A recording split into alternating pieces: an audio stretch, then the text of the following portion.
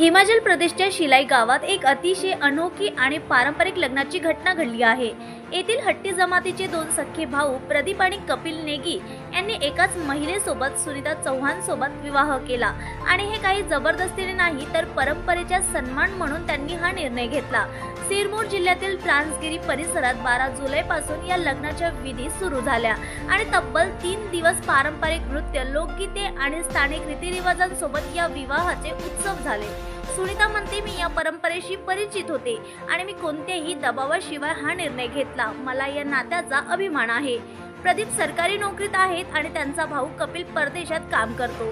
प्रदीप म्हणतात, ही आमची परंपरा आहे आणि आम्ही ती सार्वजनिकपणे पाळली कारण आम्हाला ती अभिमानास्पद वाटते। ही गोष्ट जितकी आश्चर्यकारक तितकी समजून घेण्यासारखी आहे कारण इथे परंपरेला प्रेम आणि सन्मानाचं स्थान आहे।